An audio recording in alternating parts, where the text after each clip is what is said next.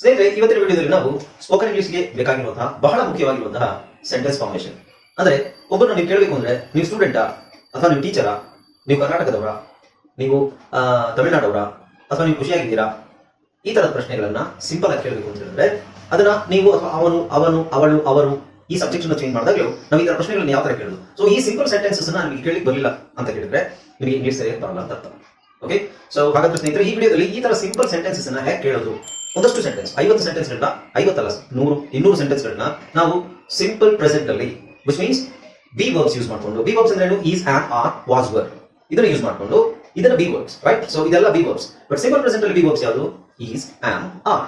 ಅದರ ನೆಗೆಟಿವ್ ಯಾವುದು? Are, aren't, is, isn't, am, am I not. Okay, so very simple. ಹಾಗೆ ಇದನ್ನ ನಾವು ಬಿಟ್ಬಿಟ್ರೆ ನಮಗೆ ಇಂಗ್ಲಿಷ್ ಮಾತನಾಡೋದು ಕಷ್ಟ.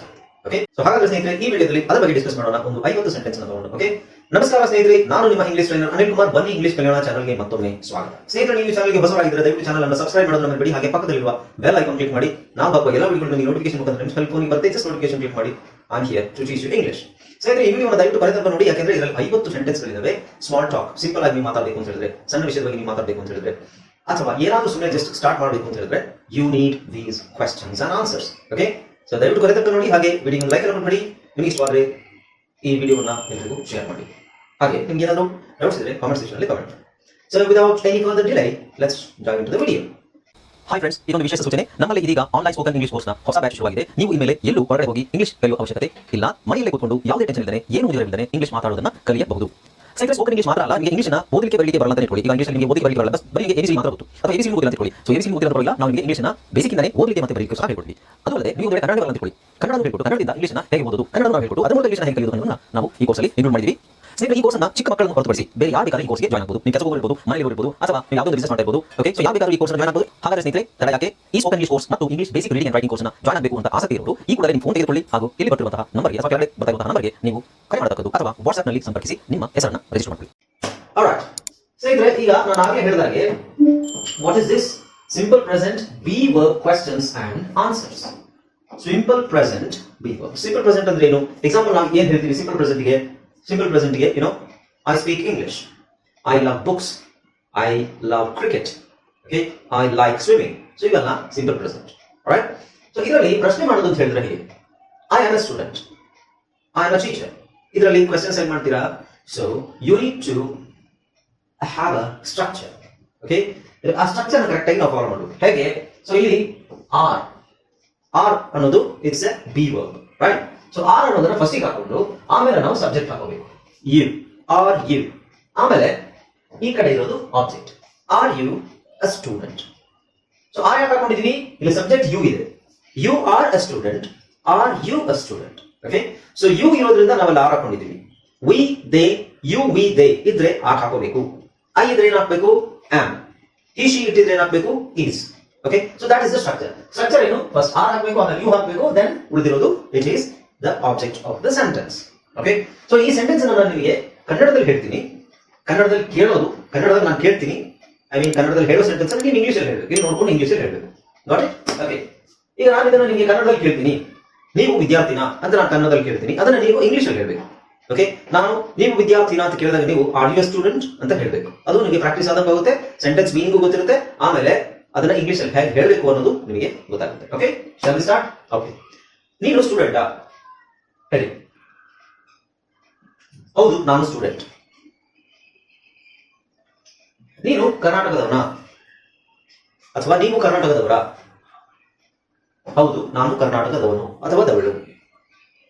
ನೀವು ಶಿಕ್ಷಕರ?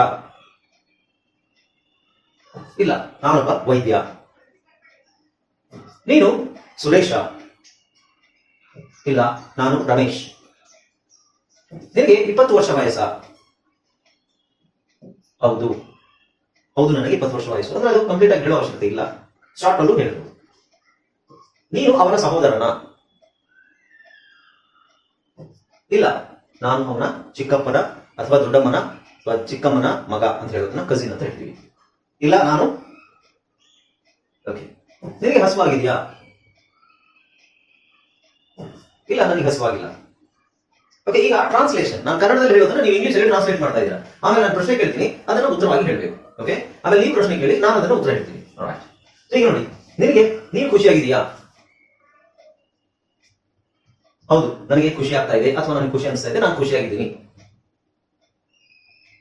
ನೀನು ಸುಸ್ತಾಗಿದೆಯಾ? ಹೌದು, ನಾನು ಸುಸ್ತಾಗಿದ್ದೀನಿ.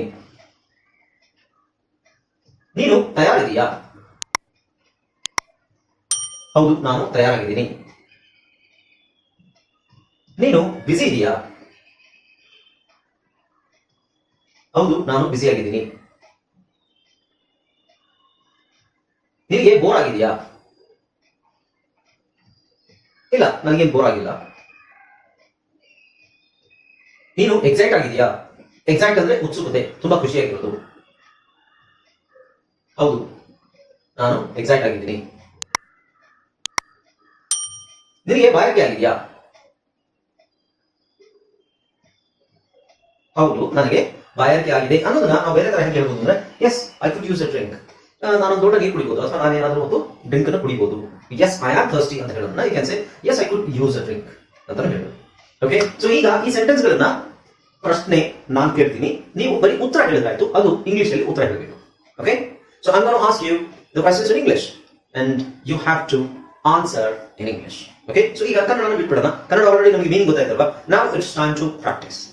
Okay, now, are you a student? Are you a student? ಅಂತ ನಾನು ಕೇಳಿದಾಗ ನೀವು ಹೇಳಬೇಕು yes I am a student. ಅಥವಾ ನೀವು ಸ್ಟೂಡೆಂಟ್ ಅಲ್ಲದೆ ಇದ್ರೆ ನೀವು ಹೇಳಬೇಕು no I am not a student ಅಂತ ಹೇಳಬೇಕು. Okay, yeah, shall we start? All right, are you a student? Are you from Karnataka? Are you a teacher? Are you Suresh? Are you 20 years old? Are you his brother? Or are you his sister? Are you hungry? ಈಗ ನಾನು question ಈ ಕಡೆ questions ಕೇಳ್ತೀನಿ, ನೀವು answer ಮಾಡಬೇಕು. Okay, ಆಮೇಲೆ reverse ಮಾಡೋಣ. You ask me the questions, I will answer. Okay, yeah. Are you happy? Are you tired? Are you ready? Are you busy? Are you bored? Are you excited? Are you thirsty? Okay, so ಈಗ ಈ ಪ್ರಶ್ನೆಗಳಿಗೆ ನೀವು ಉತ್ತರ ಹೇಳಿದ್ರಲ್ವಾ? ಈಗ ನನಗೆ ಅದೇ ಪ್ರಶ್ನೆಗಳನ್ನ ನೀವು ಕೇಳಿ, ನಾನು ಉತ್ತರ ಹೇಳ್ತೀನಿ. ಓಕೆ, ನಾ ಸ್ಟಾರ್ಟ್. ಓಕೆ, ನೀವು ಸ್ಟಾರ್ಟ್ ಮಾಡಿ. First are you a student ಅಂತ ಕೇಳಿ, ask me. Okay, no I am not a student, I am a teacher. Yes I am from Karnataka. Yes I am a teacher. ಈಗ ನಾನು ನನ್ನ personal ಆಗಿ ಹೇಳ್ತಾ ಇದ್ದೀನಿ.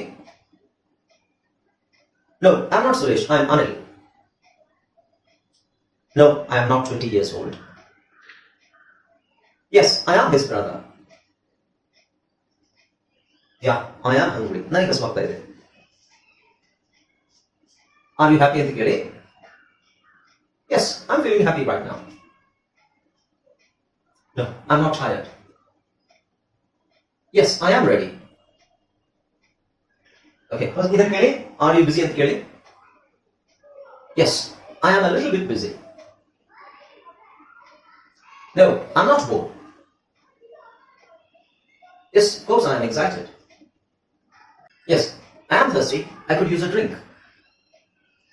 Okay, so ಈ ತರ ಕ್ವೆಶ್ಚನ್ಸ್ ಅನ್ನ ಕೇಳೋದ್ರಿಂದ ನಿಮ್ಗೆ ಏನಾಗುತ್ತೆ ಅಂತ ಹೇಳಿದ್ರೆ, ನಿಮ್ಮ ಸಣ್ಣ ಸಣ್ಣ ಗ್ರಾಮ್ಯಾಟಿಕಲ್ ಮಿಸ್ಟೇಕ್ಸ್ ಕರೆಕ್ಟ್ ಆಗುತ್ತೆ ಇದರಿಂದ. Okay, are you. So are you ಅನ್ನೋದನ್ನ ನಾವು ಮತ್ತೆ ಚೇಂಜ್ ಮಾಡೋದು ಹೇಗೆ? ಈಗ ನೀವು ಸಬ್ಜೆಕ್ಟ್ ಚೇಂಜ್ ಮಾಡಿ. ಓಕೆ, ಸಬ್ಜೆಕ್ಟ್ ಚೇಂಜ್ ಮಾಡೋದು ಹೇಗೆ?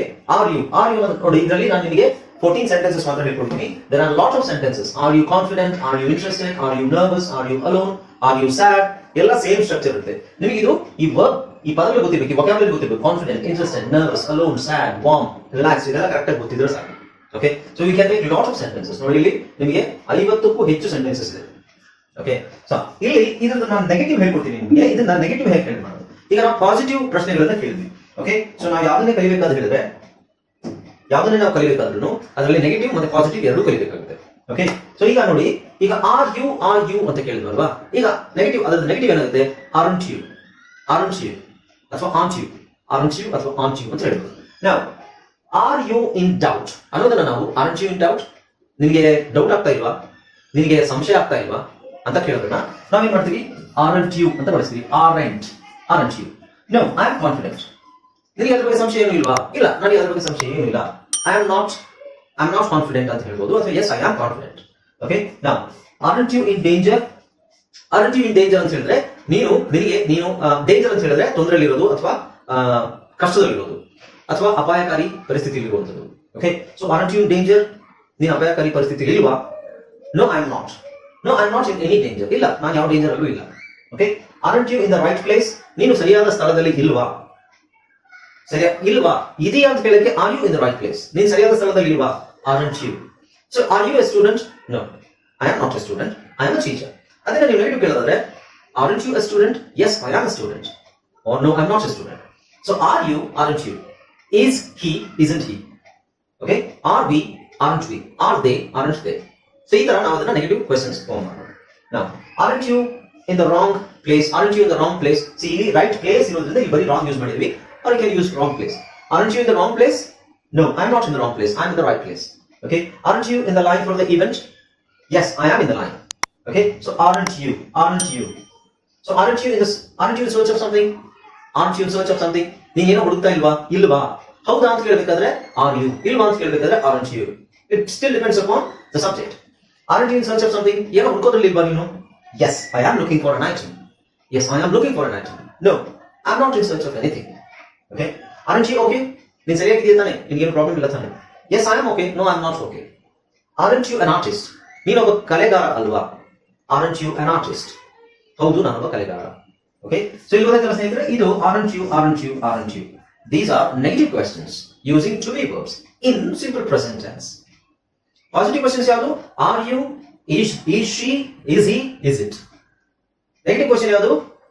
Aren't you, isn't he, isn't she, aren't they, aren't we, isn't it. Okay, so ಈ ತರ ಕ್ವೆಶ್ಚನ್ಸ್ ನಾನು ಕಲ್ತ್ಕೊಂಡ್ರೆ ಸಿಂಪಲ್ ಆಗಿ ಮಾತಾಡ್ಲಿಕ್ಕೆ ಇವೇ ಬೇಕಾಗಿರೋದು ನಮಗೆ. ಸಣ್ಣ ದೊಡ್ಡ ಸೆಂಟೆನ್ಸ್ ಏನು ಹೇಳಬೇಡ. ಸಿಂಪಲ್ ಸೆಂಟೆನ್ಸ್ ನಿಮಗೆ ಗೊತ್ತಾಗಬೇಕು ಅಂತ ಹೇಳಿದ್ರೆ ಈ ಸ್ಟ್ರಕ್ಚರ್ ಗೊತ್ತಿರಬೇಕು. Are you, is he, is she, ಇದನ್ನೆಲ್ಲ ಎಲ್ಲಿ ಬಳಸಬೇಕು ಅಂತ ಗೊತ್ತಿರಬೇಕು. ಓಕೆ, ಸೊ ನೋಡಿ, ನಿಮಗೆ ಈ ತರ ಎಲ್ಲ 50 ಸೆಂಟೆನ್ಸ್ ಅಲ್ಲ, 100 ಸೆಂಟೆನ್ಸ್ ಅಲ್ಲ, you can make 1000 sentence out of this structure. Okay, alright ಸ್ನೇಹಿತರೆ, ಈ ವಿಡಿಯೋ ನೋಡಿದ ಎಲ್ಲ ಸ್ನೇಹಿತರಿಗೆ ನಾನು ಥ್ಯಾಂಕ್ಸ್ ಅನ್ನು ಹೇಳ್ತಾ ಇದ್ದೀನಿ. ಅಂಡ್ ನೋಡಿ, ಇದೇ ತರ ನಿಮಗೆ ವಿಡಿಯೋಸ್ ಬೇಕು ಅಂತ ಹೇಳಿದ್ರೆ ನೀವು ನನ್ನ ಚಾನಲ್ ಅನ್ನ ಕಡ್ಡಾಯವಾಗಿ ಕಂಟಿನ್ಯೂಸ್ ಆಗಿ ಪ್ರತಿದಿನ ಎಷ್ಟು ವಿಡಿಯೋಸ್ ನೋಡೋಕ್ಕಾಗುತ್ತೆ ಅಷ್ಟನ್ನು ನೋಡಿ ಅಂಡ್ ಇಂಗ್ಲಿಷ್ ನೀವು ಈಸಿಯಾಗಿ ಕಲಿಬಹುದು. ನನ್ನ ಜೊತೆ ಪ್ರಾಕ್ಟೀಸ್ ಮಾಡಬಹುದು. ನೀವು ತಿಳ್ಕೊಳ್ಳೋದ್ರಲ್ಲಿ ಏನೂ ಇಲ್ಲ. ತಿಳ್ಕೊಳ್ಳೋಕೆ ನಿಮಗೆ there are lot of grammar books ಇದೆ, ನಿಮಗೆ ಯೂಟ್ಯೂಬ್ ವಿಡಿಯೋಸ್ ಇದೆ, PDF ಸಿಗುತ್ತೆ, ಇಂಟರ್ನೆಟ್ ಅಲ್ಲಿ ಎಲ್ಲ ಸಿಗುತ್ತೆ. But what if you are not practising, what if you are not speaking? ನೀವು ಪ್ರಾಕ್ಟೀಸ್ ಮಾಡಬೇಕು ಮತ್ತೆ ಮಾತಾಡಿದ್ರೆ ಮಾತ್ರ ಒಂದು ಲ್ಯಾಂಗ್ವೇಜ್ ಬರುತ್ತೆ. ಫಸ್ಟ್ ತಿಳ್ಕೋಬೇಕು ಅದು ಹೇಗಿದೆ ಅಂತ, ಅದ್ರ ಸ್ಟ್ರಕ್ಚರ್ ಹೇಗಿದೆ ಅಂತ ತಿಳ್ಕೊಂಡು ಅದರ ನಂತರ ತಿಳ್ಕೊಂಡು ಏನು ಪ್ರಯೋಜನ ಇಲ್ಲ. You have to learn, you have to speak. ನೀವು ಮಾತಾಡಿದಾಗ ಮಾತ್ರ ನೀವು ಅದನ್ನ ಕಲಿಯೋದು. ಓಕೆ, ಸೊ ನಾನು ಮಾಡ್ತಾ ಇರೋ ವಿಡಿಯೋಸ್ ಅಲ್ಲಿ ನಿಮಗೆ ಪ್ರಾಕ್ಟೀಸ್ ಸೆಷನ್ಸ್ ಅಂತ ಇರುತ್ತೆ. ನಾನು ಇದರಲ್ಲಿ ಸ್ಟ್ರಕ್ಚರ್ ಹೇಳ್ತೀನಿ, ಆಮೇಲೆ ನಿಮ್ಮ ಕೈಲಿ ನಾನು ಹೇಳಿಸ್ತೀನಿ. Okay, thanks again for joining this video and hope you enjoy this video. ಈ ವಿಡಿಯೋ ನಿಮ್ಗೆ ಇಷ್ಟ ಆಗದೆ ಇದ್ರೆ ಇದನ್ನ ದಯವಿಟ್ಟು ಶೇರ್ ಮಾಡಿ. ಹಾಗೆ ಈ ವಿಡಿಯೋಗೆ ಒಂದು ಲೈಕ್ ಅನ್ನು ಕೊಟ್ಬಿಡಿ. ಇನ್ನು ನೀವು ಸಬ್ಸ್ಕ್ರೈಬ್ ಮಾಡ್ಕೊಳ್ತಾ ಇದ್ರೆ ಚಾನಲ್ ನ ಸಬ್ಸ್ಕ್ರೈಬ್ ಮಾಡೋದನ್ನ ಮರಿಬೇಡಿ. ಹಾಗೆ ಪಕ್ಕದಲ್ಲಿರೋ ಬೆಲ್ ಐಕಾನ್ ಕ್ಲಿಕ್ ಮಾಡಿ. ನಿಮಗೆ ಏನಾದರೂ ಡೌಟ್ ಇದ್ರೆ ಕಮೆಂಟ್ ಸೆಕ್ಷನ್ ಅಲ್ಲಿ ಕಮೆಂಟ್ ಮಾಡಿ. All right, so will see in the next video. ಇದೇ ತರ ಇನ್ನೊಂದು ವಿಡಿಯೋನ ನಾನು ಸ್ಟ್ರಕ್ಚರ್ ನಿಮಗೆ ಎಕ್ಸ್ಪ್ಲೈನ್ ಮಾಡಿ ಪ್ರಾಕ್ಟೀಸ್ ಮಾಡಿಸ್ತೀನಿ. Until then, keep watching my videos. Bye bye. Take care.